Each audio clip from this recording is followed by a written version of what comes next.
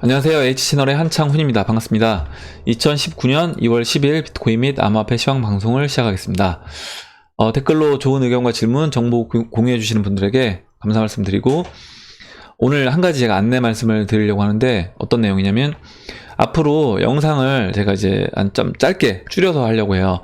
지금 평상시 제가 올리는 영상 시간을 보면 약 40분에서 한 60분 정도 평균적으로 그렇게 되는데, 그러다 보니까 이제 영상 보시는 분들도 좀 지루하기도 하고, 그리고 이제 좀 집중도도 떨어질 수 있을 것 같아서 그 부분에서 이제 앞으로 영상을 좀 시간을 단축해서 뭐 짧게는 뭐 10분짜리도 될 수 있고요. 아니면 20분에서 30분 사이로, 길어도 적어도 30분은 안 넘게 끔 해서 영상을 나눠서 이제 올리려고 합니다. 그래서 Q&A도 마찬가지고요. 차트와 뉴스도 만약에 내용이 많다라고 하면 차트 뉴스를 분리해서 영상을 따로 뭐 20분씩 끊어서 이렇게 올리도록 하겠습니다. 예, 그럼 바로 이제 시작을 해보도록 할게요. 일단 오늘 Q&A 시간이고요. 이충희 님이 이제 질문을 해주셨습니다. FRB 의장들은 임기가 끝난 후에도 통화 정책이나 금리 결정에 관여할 수 있나요? 버냉키나 옐런 같은 사람들은 임기가 끝났는데도 왜 이렇게 계속 나와서 떠들까요? 임기 끝난 의장들이 나와서 경제가 앞으로 어떻게 갈 거다, 이렇게 할 거다 하는 말들이 실제로 FRB 정책에 어떤 영향을 미치는지 궁금합니다. 라고 해주셨고, 아마 이제 얼마 전에 그 옐런 전 의장이 금리를 이제 인하해야 될 수도 있다. 금리를 앞으로 인하해야 될 수도 있다. 이렇게 얘기를 했습니다. 2월 7일 날 그 옐런 전 미국 페드 의장이 기준금리 인하 가능성까지 거론을 했다. 이런 얘기를 했어요. 그래서 결과적으로 그러면 왜 이런 전 의장이라든가 뭐 버냉키도 마찬가지고요, 이런 얘기를 할까라고 생각을 해보시면 이렇게 보시면 될 것 같아요. 지금 현재 파월 의장에 대해서 신뢰를 하는 대중들도 있지만, 국민들이요, 미국 국민들 신뢰를 하지 않는, 이 사람 지금 초짜니까 잘 못한다, 이렇게 생각하는 사람들도 있을 겁니다. 그러면 그 파월 의장의 발언에 힘을 실어주는 거다. 그리고 파월 의장과 버냉키, 뭐 옐런 전 의장들 옛날에 얼마 전에 또 만나서 같이 이렇게 얘기도 했잖아요. 근데 결과적으로 금융 세력 입장에서는 뭐 전 의장이든 현 의장이든 다 자신들이 어떻게 보면 일을 시키는 사람들인 겁니다. 일을 시키는 사람들이고, 자신들의 대변인이면서 자신들의 일을 대신 처리해주는 사람들이에요. 그럼 이 사람들을 적극적으로 이용하는 거고, 근데 이제 그러니까 현 의장 가지고 이제 어떤 여론 조성이라든가 이런 게 안 될 때, 그러면 대중들 입장에서는 야, 버냉키는 예전에 이런 정책을 잘 펴서 위기를 잘 극복했어. 근데 버냉키도 이렇게 얘기를 하네?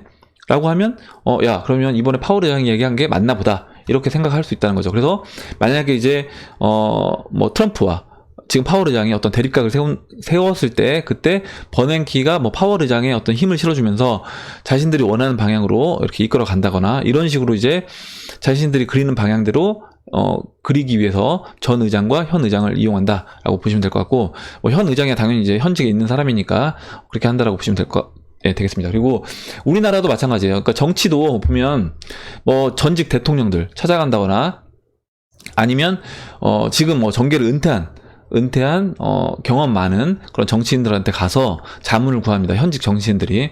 그런 이유가 뭐냐면, 결과적으로 예전 그 정치인들을 지지하고 그 사람을 믿고 따랐던 사람들이 분명히 있을 거라는 거죠. 그럼 그 사람들의 어떤 발언을 통해서 자신들의 발언에 힘을 싣고자 한다라고 이제 보시면 될 것 같습니다. 예, 주인님 얘기 여기까지 하고, 그 다음에 넘어가서, 예, 마법 천사님이 질문해 주셨는데, 2020년 9월에 주식시장이 바닥을 찍을 거라 예상을 하면, 잠시만요, 글자 크기를 좀만 키울게요. 주식시장이랑 커플링 되는 것도 아니고 반드시 디커플링 되는 것도 아니라서, 그때까지 암호화폐는 쭉 홀딩해야 할지, 아니면 관망하다 주식이 바닥일 때 몰빵으로, 예, 갑자기 너무 커졌네요. 잠깐만요. 예, 몰빵으로 가야 하는지 너무 헷갈립니다. 암호화폐가 조금씩이라도 우상향한다면 존버지만 그렇지 않다면 들어가는 시점을 언제로 잡으면 좋을까요? 일단 제가 쓴 글을 읽어보면, 암호화폐 매도는 주식시장과는 우선 별개로 생각하는 게 좋을 것 같습니다. 말씀하신 것처럼 암호화폐 시장과 주식시장의 상관관계가 아직까지 있다고 볼 수 없기 때문인데요. 따라서 주식시장이 큰 하락이 왔을 때 암호화폐 시장이 어느 정도 올라와 줬다라고 하면 일정 부분 매도해서 뭐 주식이나 부동산으로 교체하면 될 듯 하지만, 충분히 고평가 영역이라고 판단되면 그때는 이제 일부 판단하고 나머지 많이 바꾸는 거고요. 만약에 암호화폐 시장도 채널 바닥이고 주식시장도 채널 바닥이다라고 하면 그때 이제 선택을 하시면 되는 겁니다. 무슨 얘기냐면, 암호화폐 시장이 만약에 지금 현재 이제 고평가 영역이라고 하면 주식시장이 바닥이 아니라 지금 주식시장도 높은 가격이잖아요. 그렇다라고 해도 우리는 암호화폐를 팔아야 되는 거예요. 암호화폐 시장이. 그리고 암호화폐 시장이 뭐 한 채널 중반부에 위치한 상태에서 주식시장이 폭락해서 채널 바닥에 위치했다라고 하면 암호화폐와 주식시장을 비교했을 때 주식시장이 좀 더 싼 겁니다. 그러면 암호화폐 시장에서 일정 부분 매도를 해서 매도한 자금을 주식시장으로 옮길 수 있는 거다. 이렇게 보시면 될 것 같아요. 그래서 이걸 무조건 맞물려서 주식을 사기 위해서 암호화폐가 싼 가격임에도 불구하고 이걸 무조건 팔아서 이 시장으로 옮기고 이런 개념은 아니다 라고 보시면 될 것 같습니다. 예, 그리고 다음 내용을 금은동님이 그 리플 관련된 내용을 써주셨는데 지금 이제 1년 되셨는데 코리니에서 이제 프로 코리니가 되신 것 같다고. 그래서 리플 생태계를 잘 모르는 분들께 제가 아는 정보를 공유합니다. 이렇게 얘기해 주셨고, 혹시 이제 리플 관련된 좀 더 정보를 알고 싶으시면 금은동님도 지금 굉장히 깊이 있게 알고 계신 것 같고, 그리고 이제 예전에 뭐 돌리님하고 그 다음에 CJ님 이런 분들이 리플에 대해서 굉장히 좀 깊이가 있게 글을 써주셔서 아마 이제 리플 관련된 정보를 알고 싶으신 분들은 예전 영상에서 리플 관련된 제목으로 들어간 내용에 그런 분들이 이제 댓글 다신 거 있으면 한번 읽어보시면 여러분들 도움이 되실 것 같습니다. 한번 읽어볼게요. 그러면 일단 리플 생태계는 기본적으로 ILP 서로 다른 지갑을 연결해주는 프로토콜을 사용합니다. 저는 개인적으로 이게 대단한 기술인 것 같습니다. 크게 세 가지 엑스커런트, 상세한 내용은 제가 읽지 않고 한번 여러분 읽어보시면 될 것 같아요. 그래서 엑스커런트, 엑스라피드, 그리고 여기 보시면 한 가지 더 있는데 갑자기 엑스비아 이렇게 있고, 그리고 이제 그 외에도 뭐 코발트, XRP 팁봇, 뭐 코디우스, 뭐 코일, 여러가지 엑스프링, 여러가지 여기저기서 사업을 확장해 나가고 있다. 리플사가 확장해 나가고 있고, 리플 기반의 이제 VR 게임도 얼마 전에 이제 기사에서 봤던 VR 게임도 나온다고 하는데 정말 알면 알수록 리플 대단하다는 생각이 듭니다. 이렇게 얘기를 해주셨고, 또 댓글 추가적으로 하나 더 말씀드리면 2018년 국제 송금액은 155 트릴리언, 하나로 이제 17경 정도 네요. 이 중에 1%만 넘어와도 암호화폐 시장 현재 136조, 볼륨이 지금보다 12.8배 커지네요. 주식이나 채권은 시장 볼륨이 얼마나 되는지 모르겠지만요. 이렇게 얘기해 주셨는데, 그 주식시장과 채권시장 볼륨은 제가 이제 몇 번 보여드렸는데, 보시면 제가 이제 링크를 걸어 놓을 테니까 아마 이제 필요하신 분들은 보시면 될 것 같아요. 여기서 이제 찾아보시면 됩니다. 제가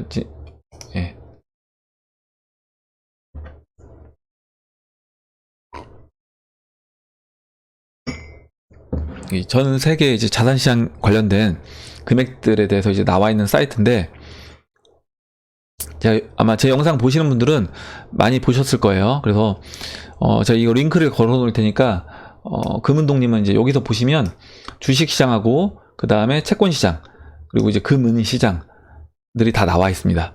이렇게 해서 이제 각 기업들의 시총도 나와 있고요. 그리고 이제 금은시장, 제가 지난번에 금은시장을 제가 7조 달러를 말씀드렸는데 2.5 트릴리언이더라고요. 그리고 뭐 베이스머니, 뱅크머니 있고요. 그 다음에 여기 지금 그 정부 채권이 이제 58조 달러고요. 그 다음에 회사채와 이제 주식시장, 이게 116조 달러 이렇게 된다. 그래서 여기 이 사이트를 보시면 아마 이제 도움이 되실 것 같습니다. 이렇게 하고 넘어가도록 하겠습니다. 다음에 이제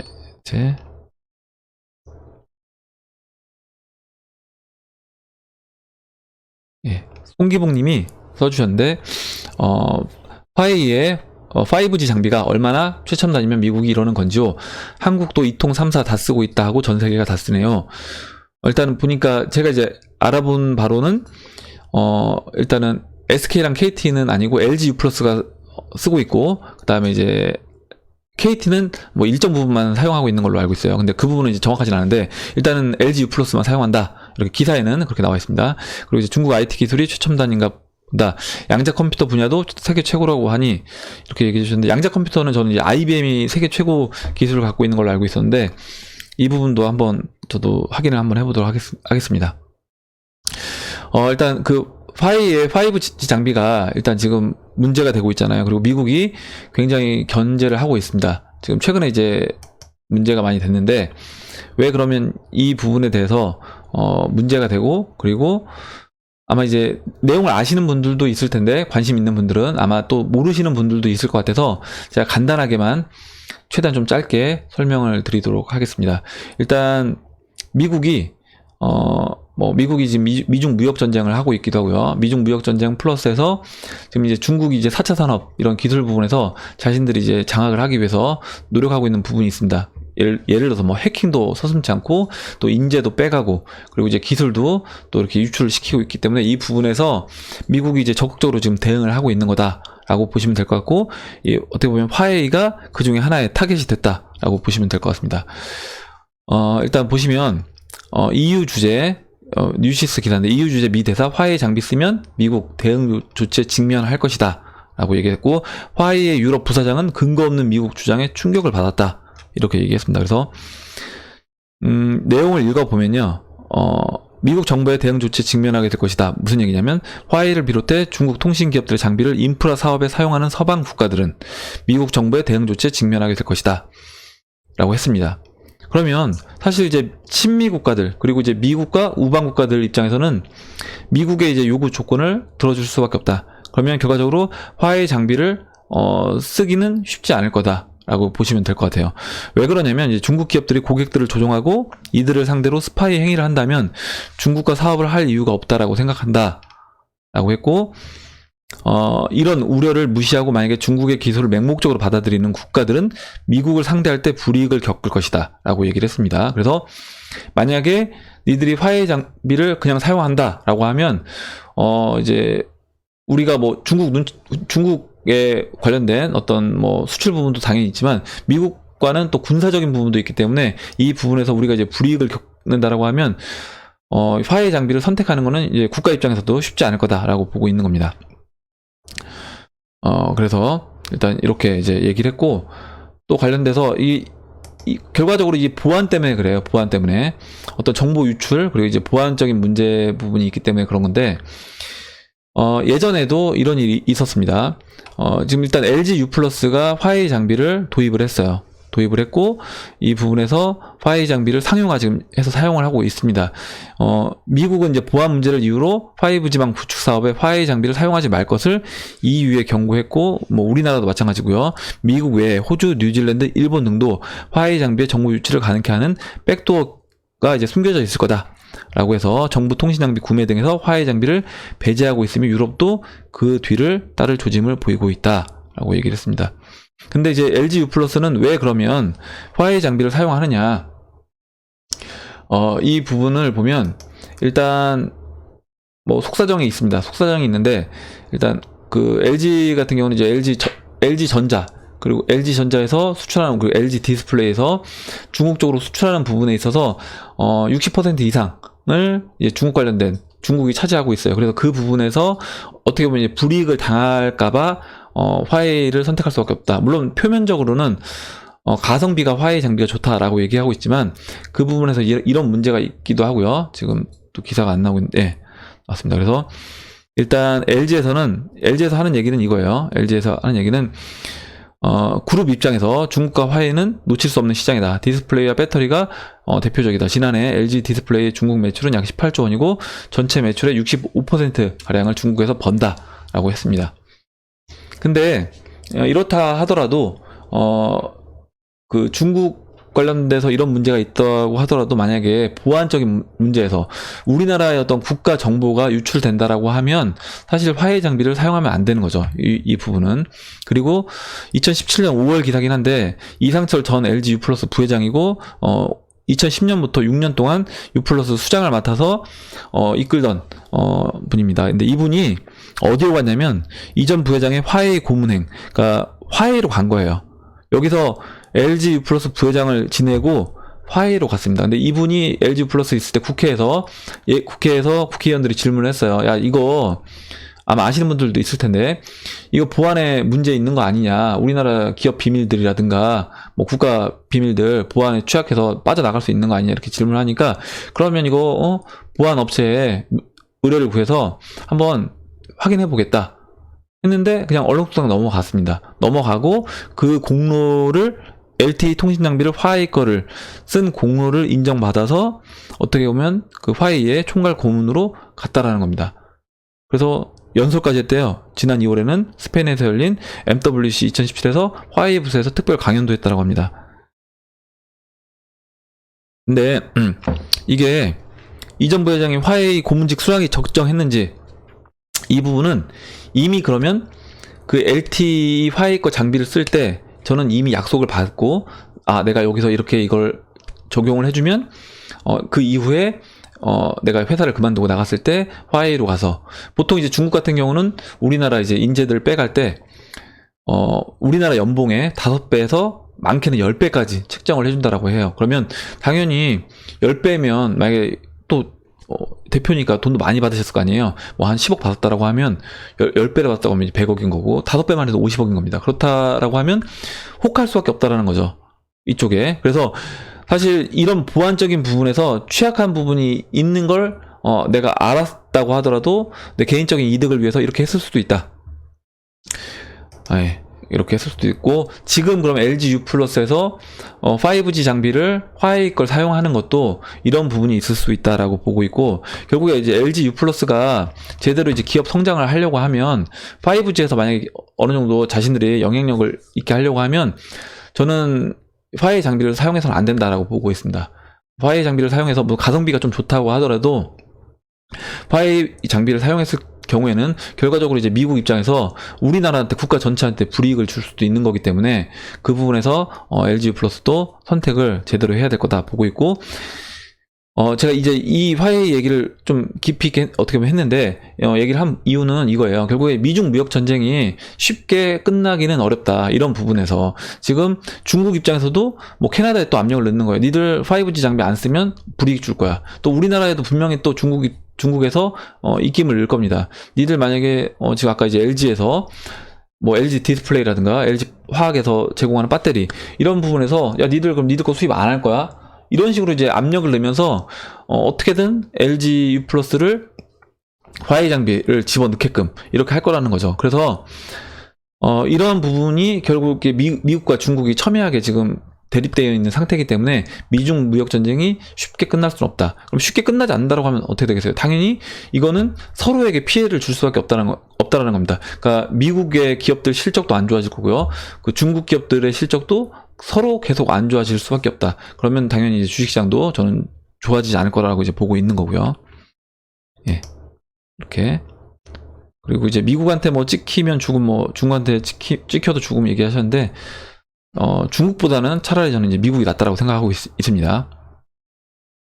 예. 그리고 이제 주식 관련된, 바이오 관련된 이렇게 얘기도 길게 써주셨는데, 한번 이제 주식에 관심 있으신 분들은 한번 이제 읽어보시면 도움이 될 것 같아요.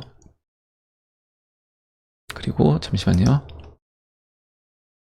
예. 갑자기 예. 다음 내용을 보도록 하겠습니다. 그리고 이제 이오스랑 라이트코인 물어보신 분이 계신데 일단 이오스는 제가 다음에 라이트코인은 어제 제가 설명을 드렸고 이오스는 다음에 이제 설명을 드리도록 하겠습니다. 그리고 이제 마지막으로 이제 금은동님이 써주신 내용만 보고 마무리하도록 할게요. 과이도가 공식적인 대통령이 되면 베네수엘라는 IMF에 구제금융 신청을 하겠죠. 북한도 지금 돈 떨어져서 발등에 불이 떨어졌는데 북한 비핵화의 보상으로 경제 제재를 풀고 IMF의 구제금융을 주선해 주겠다고 하는데요. 사실 북한이 경제 개방을 하는 순간부터 미국은 원조를 빌미로 북한의 재갈을 물리려는 게 아닌가 싶습니다. 달러 빌리고 안 갚으면 어떻게 된다? 미국은 진짜 악귀인 듯. 이렇게 얘기해 주셨는데 지금 북한이 이제 베트남식 경제 개방을 통해서 이제 발전한다라고 하면 미국한테 빨대를 꽂혀도 북한 주민들 전체적으로는 저는 그게 더 나을 듯하다. 베트남처럼 이제 경제 성장을 한다라고 하면 베트남도 공산국가긴 하지만 저는 북한 입장에서도 그게 더 낫다라고 보고 있는 겁니다. 그리고 그것이 이제 우리나라 국익에도 저는 도움이 될 거라고 이제 보고 있고요. 그리고 이제 미국과 중국 중 아까 제가 송기봉님 화웨이 관련된 얘기도 썼는데 미국과 중국 둘 다 이제 악귀라고 보고 둘 다 이제 우리나라에 어떻게 보면 빨대를 꽂으려고 하는 그런 나라들이라고 본다라고 하면 그 중국 아기보다는 저는 그래도 미국 아기가 낫지 않나. 중국 아기보다는 미국 아기가 낫지 않나 이렇게 생각을 합니다. 개인적으로. 예. 오늘 영상은 일단 좀 짧게 진행을 해봤어요. 여기까지 하고 제가 이제 이어서 뭐 또 하더라도 이어서 따로 영상을 찍어서 올리도록 하겠습니다. 앞으로는 이렇게 좀 짧게 영상을 끊어서 가는 방향으로 진행을 해볼게요. 그러면 2019년도 2월 10일 비트코인 및 암호화폐 시황 방송을 마치도록 하고, 또 오늘 나온 얘기에서 여러분들 뭐 궁금하신 거, 또 의견이라든가 같이 이야기하고 싶은 정보 있으시면 올려주시면 같이 또 이야기해보는 시간을 가져보도록 하겠습니다. 영상이 도움이 되셨다면 좋아요와 구독 버튼 그리고 알림종 버튼을 눌러주세요. 감사합니다.